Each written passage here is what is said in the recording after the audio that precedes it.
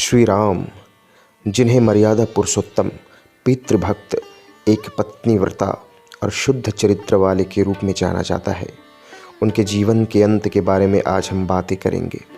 क्या आप जानते हैं कि श्री राम ने इस दुनिया को कैसे छोड़ा? बहुत से लोग नहीं जानते कि राम इस दुनिया को कैसे छोड़े, और ना ही यह कि लक्ष्मण का अंत कैसे हुआ। हनुमान जी को चकमा देकर श्री राम ने इस दुनिया को क्यों और कैसे छोड़ा? क्या हनुमान जी आज भी जीवित हैं, और यदि हाँ तो वह कहाँ है? आज के वीडियो में हम इन सभी बातों पर चर्चा करेंगे। यह वीडियो सभी राम भक्तों और हनुमान भक्तों को जरूर देखना चाहिए। नमस्कार दोस्तों, स्टोरी यूनिवर्सिटी देख रहे हैं आप, और मैं आपका दोस्त भीम सिंह साहू। और आज हम बातें करेंगे श्री राम जी का धरती छोड़ने की कथा के बारे में। रावण का वध करने के बाद श्री राम अयोध्या लौट आए और 11,000 वर्षों तक शासन किया। उन्होंने अपने लोगों की भलाई के लिए कई यज्ञ किए। उनके पुत्रों और उनके भाइयों के पुत्रों को उनके विशाल साम्राज्य के कई हिस्सों का राजा बनाया गया। इसी दौरान माता सीता को पृथ्वी वापस ले गई और वे पृथ्वी से गायब हो गई। लव और कुश अपने पिता की तरह न्याय प्रिय शासक बन गए। श्री राम ने रावण का वध कर दिया और त्रेता युग समाप्त होने वाला था। यह वह समय था जब श्री राम को फिर से अवतार लेना था इस पृथ्वी में। इसी बीच भगवान शिव और ब्रह्मा ने यमराज के पास जाकर उन्हें बताया कि यह श्री राम के पास जाने का समय है। लेकिन यमराज लाख कोशिशों के बाद भी श्री राम के पास तो क्या, उनके साम्राज्य के पास भी नहीं जा पा रहे थे। ऐसा इसलिए था क्योंकि हनुमान जी, जो स्वयं भगवान महादेव का रूप थे, हमेशा श्री राम की रक्षा करते थे और उनकी अनुमति के बिना किसी को भी उनके पास नहीं आने देते थे। एक दिन भगवान शिव श्री राम के सपने में आए और कहा, राम, अब आपके लिए फिर से अवतार लेने का समय आ चुका है। यमराज अपने राज्य के बाहर इंतजार कर रहे हैं, लेकिन हनुमान आपके जीवन के रास्ते में खड़े हैं। यह सुनकर राम ने गहराई से सोचा। अगले दिन श्री राम ने सीता द्वारा दी गई अंगूठी ली, वहाँ पर एक छोटा सा छेद किया और हनुमान को बुलाकर कहा कि हनुमान, सीता द्वारा दी गई अंगूठी गलती से इस छेद में गिर गई है। क्या तुम कृपा करके इसमें जाकर अंगूठी ढूंढ सकते हो? उन्होंने पूछा। हनुमान ने जवाब दिया, प्रभु, इसके लिए आपको मुझसे इतना अनुरोध करने की ज़रूरत नहीं है। आपको मुझे बस आज्ञा देनी चाहिए थी। मैं आपकी आज्ञा का इंतज़ार कर रहा हूँ और मैं तुरंत आपकी अंगूठी वापस ले आऊँगा।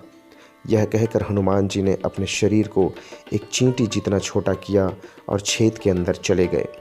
वह छेद पाताल लोक तक गया, जहाँ हनुमान नागलोक के राजा वासुकी से मिले। हनुमान ने उन्हें नमस्कार किया और कहा कि नागराज, मेरे श्री राम की अंगूठी इस छेद में गिर गई थी और उसे ढूंढते ढूंढते मैं इस पाताल लोक में आ गया हूँ। क्या आप जानते हैं कि वह अंगूठी कहाँ है? नागराज ने कहा, अच्छा, ओह, तो वह श्री राम जी की अंगूठी थी। मुझे पता नहीं था। वह तो यही है, मेरे साथ आओ। यह कहकर नागराज हनुमान को एक घर में ले गए जो अंगूठियों से भरा पड़ा था। अपनी पसंद की अंगूठी ले लो हनुमान, उन्होंने कहा।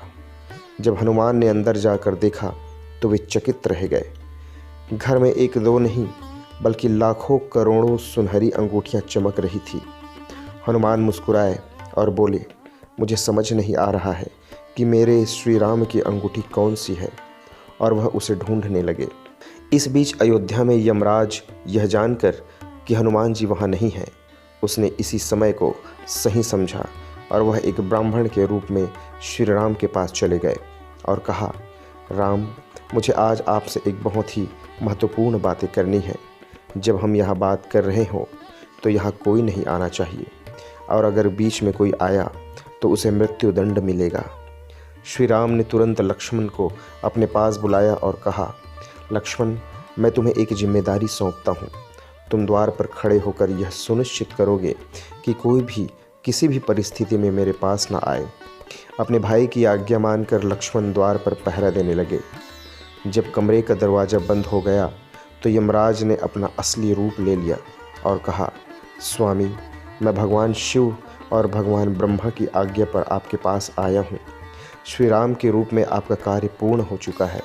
अब आपको भगवान विष्णु का रूप धारण करना होगा और वैकुंठ लौटना होगा, जहाँ देवी लक्ष्मी आपका इंतज़ार कर रही है। यह सुनकर श्री राम मुस्कुराए और यमराज के अनुरोध को स्वीकार किया।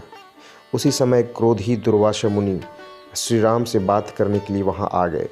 लक्ष्मण ने कहा कि श्री राम का आदेश है कि उन्हें अभी किसी से न मिलने दिया जाए, उन्हें अभी एकांत में रहना है। मैं आपको इस समय अंदर नहीं जाने दे सकता। दुर्वासा मुनि बहुत क्रोधित हुए।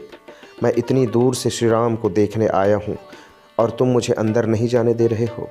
अगर तुमने मुझे अंदर नहीं जाने दिया तो मैं इसी समय पूरी अयोध्या नगरी को एक पल में राख का ढेर कर दूंगा। उन्होंने कहा, लक्ष्मण सोचा मैं क्या करूं? अगर मैं अभी श्री राम के पास जाता हूं तो मुझे मृत्युदंड मिलेगा, लेकिन अगर मैं ऐसा नहीं करता तो दुर्वासा मुनि पूरी अयोध्या को राख कर देंगे। अयोध्या के लोगों की रक्षा के लिए उन्होंने अपने जीवन की परवाह किए बिना सीधे श्री राम के पास जाकर उन्हें बताया कि दुर्वासा मुनि आए हैं, आपसे मिलना चाहते हैं। जब श्री राम ने लक्ष्मण को देखा तो वे बहुत दुखी हुए। कहा, ओह लक्ष्मण, तुमने ये क्या कर दिया? क्या तुम नहीं जानते थे कि अंदर आने पर क्या होगा? अगर मैं तुम्हें नहीं मारता तो मेरा वचन टूट जाएगा। श्री राम दुख में डूब गए। अयोध्या के राजा के रूप में जो अपनी प्रजा के लिए अच्छे काम करने वाले थे, श्री राम के लिए अपने प्यारे भाई लक्ष्मण को मृत्युदंड देना असंभव था। उन्होंने अपने गुरु वशिष्ठ मुनि की शरण ली। मुनि वशिष्ठ ने कहा कि राम, तुम्हें लक्ष्मण को मारने की ज़रूरत नहीं है। जिस लक्ष्मण ने हमेशा तुम्हारे पास रहना पसंद किया उसे तुमसे दूर कर दो, उससे बड़ा कोई मृत्युदंड नहीं है। लक्ष्मण को तुरंत अयोध्या राज्य से निर्वासित कर दो। श्री राम ने लक्ष्मण से यही बात कही, जिस पर लक्ष्मण ने कहा, भैया, तुमसे दूर रहने से बेहतर है कि मैं मर जाऊं। यह कहकर उन्होंने सरयू नदी में जल समाधि ले ली। यह देखकर लक्ष्मण की पत्नी देवी उर्मिला ने भी उसी सरयू नदी में जल समाधि ले ली। इन दोनों मृत्युओं को देखकर श्री राम दुख और दर्द से पीड़ित हो गए। उन्होंने भी जल समाधि लेने का दृढ़ संकल्प लिया और सरयू नदी के तट पर खड़े हो गए। इसी बीच पाताल लोक में हनुमान अंगूठी ढूंढते ढूंढते थक गए थे। हर अंगूठी उन्हें अपने राम की अंगूठी जैसी लग रही थी। उन्होंने वासुकी से पूछा कि हे नागराज, हर अंगूठी मेरे राम की अंगूठी जैसी क्यों दिखती है और यहाँ इतनी सारी अंगूठियाँ कैसे आई? तब नागराज ने उन्हें सब कुछ समझाया। त्रेता युग में राम का जन्म विष्णु के रूप में होता है। जब भी कोई सोने की अंगूठी पाताल लोक में खो जाती है तो उसे ढूंढने के लिए एक वानर आता है और उस समय पृथ्वी पर श्री राम का अंत हो जाता है। इसका मतलब है कि त्रेता युग समाप्त हो गया।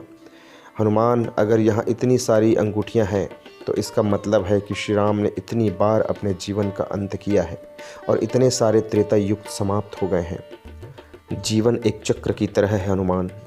एक युग का चक्र समाप्त होने पर एक नया युग का चक्र शुरू होता है। एक युग समाप्त होता है और दूसरा युग शुरू होता है। जब 4 युग समाप्त हो जाते हैं तो त्रेता युग फिर से शुरू होता है और श्री राम का जन्म फिर से होगा। तुम फिर से जन्म लोगे और तुम दोनों मिलकर एक बार फिर से रावण का वध करोगे। यह सब सुनकर हनुमान चकित रह गए और दुख में बोले, ओह, इसका मतलब यह है कि राम का अब अंत हो गया है। वह अपने हाथों से एक अंगूठी लेकर तुरंत अयोध्या की ओर भागे। उन्होंने पूरी अयोध्या में खोजा, लेकिन राम उन्हें कहीं नहीं मिला। रोना धोना करते हुए हनुमान वायु मार्ग से आगे बढ़े और उन्होंने श्री राम को सरयू नदी में जल समाधि लेते हुए देख लिया। वह तुरंत बहुत तेजी से पानी में कूद गए। जब श्री राम ने हनुमान को देखा तो वे और भी गहरे पानी में चले गए। यह देखकर हनुमान और भी घबरा गए और ज़ोर ज़ोर से रोने लगे। राम, मेरे प्रभु, यह सब मेरी गलती है। यह सब मेरी वजह से हुआ है। मैंने एक पल में आने के लिए कहा था, लेकिन मैंने इतना समय नष्ट किया। मेरी एक गलती के कारण मेरे राम आज मुझसे दूर हो गए हैं।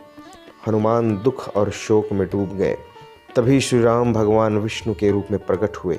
हनुमान के दुख को देखकर वह उनके सामने प्रकट हुए और कहा, हनुमान, इसमें तुम्हारी कोई गलती नहीं है। यह सब होना ही था। तुम कुछ भी करते, जो होना था उसे टाल नहीं सकते थे। जो होना है वह समय के अनुसार होकर ही रहेगा। भगवान विष्णु के रूप में राम ने कहा, तब हनुमान ने कहा, प्रभु मैं आपके साथ आना चाहता हूँ। मेरी ज़िंदगी का मकसद सिर्फ आपकी सेवा करना है। विष्णु ने कहा कि नहीं हनुमान, तुम्हारे जैसे भक्तों को इस पृथ्वी पर रहकर धर्म की रक्षा करनी चाहिए। तुम्हें हमेशा अमर रहना चाहिए और लोगों की रक्षा का काम करना चाहिए। ठीक है प्रभु, जैसा आप कहें, हनुमान ने कहा, और पाताल लोक से लाई गई अंगूठी अपनी उंगली में पहन ली। इसके बाद उन्होंने राम नाम का जप करते हुए हिमालय की ओर प्रस्थान किया। आज भी कोई भी राम नाम का जप करता है तो श्री राम के भक्त हनुमान उन्हें आशीर्वाद देने ज़रूर आते हैं और उन्हें कठिनाइयों से बचाते हैं। यह राम और लक्ष्मण की इस धरती को छोड़ने की कहानी है। रामायण का अंत और हनुमान जी के आज भी अमर रहने की कहानी है। दोस्तों, आज की कहानी आपको कैसी लगी कमेंट सेक्शन में ज़रूर बताइएगा। अगर कहानी अच्छी लगी हो तो इसे एक लाइक, कमेंट और शेयर ज़रूर कीजिएगा और नई नई वीडियोस के लिए मेरे इस चैनल को सब्सक्राइब ज़रूर कीजिएगा। कहानी को पूरा सुनने और देखने के लिए आपका बहुत बहुत धन्यवाद। आपका दिन शुभ हो। जय श्री राम।